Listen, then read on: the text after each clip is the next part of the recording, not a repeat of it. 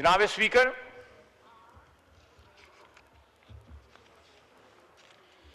ये एक्टिवेट की गई है क्रिमिनल आइडियोलॉजी को जो है गार्ड करने के लिए।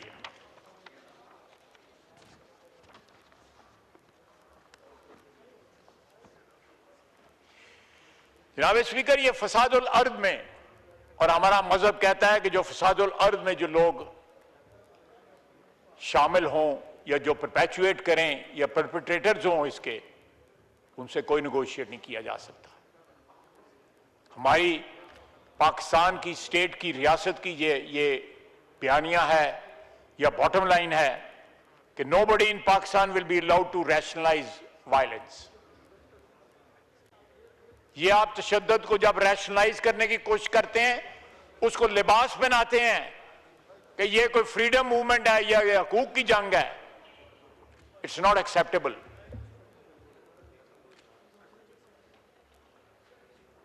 Because it's not true. ये एक कवर है क्रिमिनल जो है एक्टिविटीज को जो है डिजिटमाइज करने का।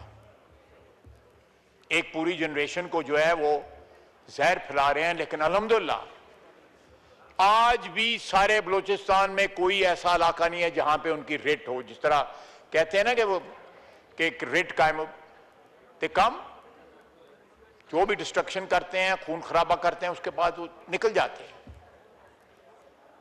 इंशाअल्लाह ताला आने वाले दिनों के अंदर जनाब स्पीकर, मैं हुकूमत के बिहाफ के ऊपर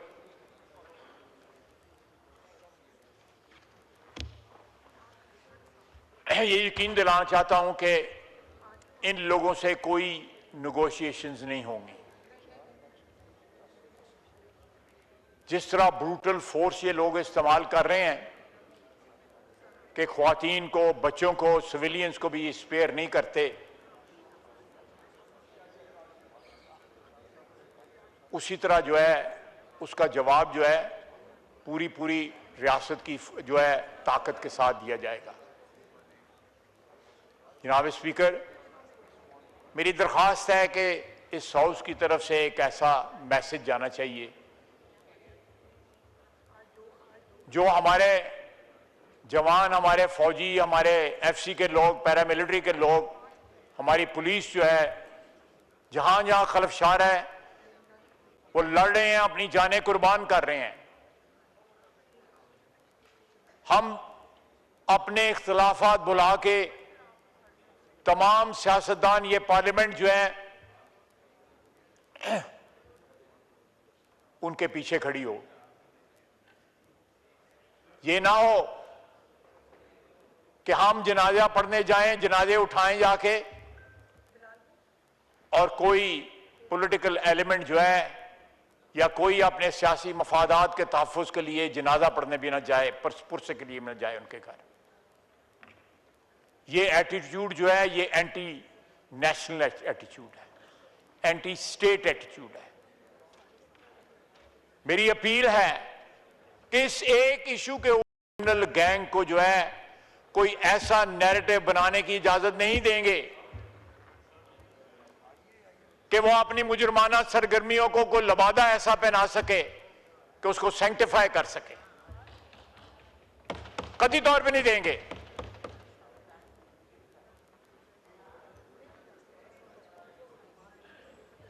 मैं, आपने भी और मैंने भी, राना साहब बैठे हुए हैं, इन्होंने भी, हमने एक अरसा गुजारा है इस पार्लियामेंट में। मेरी दरख्वास्त है विद ऑल ड्यू रिस्पेक्ट, इस इंस्टीट्यूशन ने हमें बड़ी इज्जत दी हुई है, इस इदारे ने हमारा कद काठ बढ़ाया हुआ है। इस इदारे के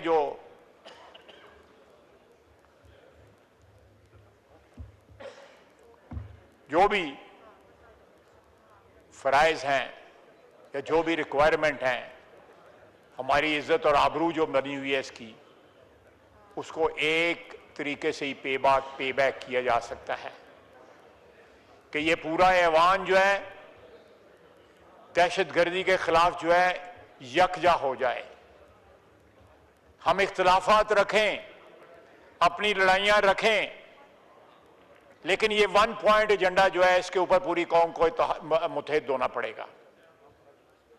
अपने सियासी इख्तलाफात जो है उनको बिल्कुल होल्ड में रखें, उनके लिए एजिटेट भी करें, लेकिन ये जिम्मेदारी जो है वो सिर्फ हमारी फोर्सेस की नहीं है, ये पूरी कौम की जिम्मेदारी है। ठीक है, उनकी ये प्राइमरी प्रोफेशनल जिम्मेदारी है, कौम के साथ उनकी कमिटमेंट है, वतन के साथ उनकी कमिटमेंट है, और वो जिम्मेदारी पूरी कर रहे हैं, वो जाने कुर्बान कर रहे हैं।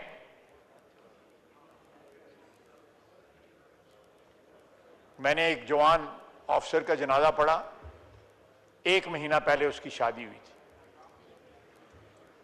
वज़ीर आज़म साहब भी वहाँ थे, मिलिट्री की, हमारी आर्मी की लीडरशिप भी वहाँ पे थी। उसकी वालदा ने कहा कि 1 महीना पहले इसकी शादी हुई है, 4 दिन के बाद इसने अपनी ड्यूटी पे जाना था, तो इसने मुझे कहा कि माँ दुआ करना कि मैं शहीद हो जाऊं। तो माँ ने कहा कि माएँ कभी ये दुआएं नहीं करती कि बेटे की जान चली जाए, और वो शहीद हो गया। ये अवान जो है इन लोगों के खिलाफ, चाहे वो बलूचिस्तान में है, पंजाब में है, सिंध में है, पख्तूनख्वा में है, इस अवान को अपना हिस्सा डालना पड़ेगा। जनाब स्पीकर, हमारे यहां पे पैटी स्क्वॉबलिंग जो है उसमें हम इतना बिजी हैं कि एक लार्जर कॉज है, एक लार्जर जो है हमारी प्रॉब्लम है, which is overwhelming the country, उसको हम इग्नोर कर रहे हैं। ये मिनहासुल कौम हमारी जिम्मेदारी है, ये किसी एक अदारे की जिम्मेदारी नहीं है।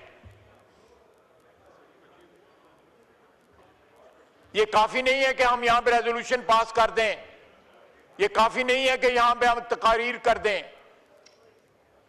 We must demonstrate solidarity with the boys जो आपकी सीना सपर होके आपकी हिफाजत के लिए इस वक्त भी खड़े हैं, दिन रात खड़े हैं।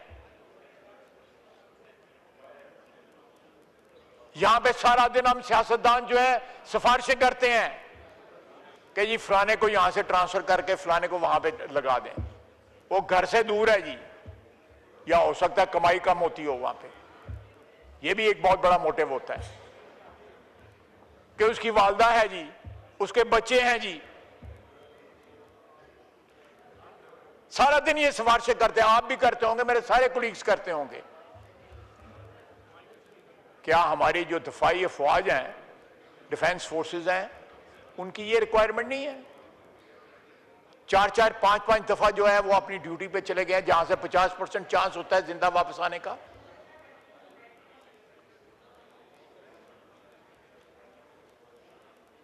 How can rest of the nation live in A bubble जिसमें करप्शन भी है, जिसमें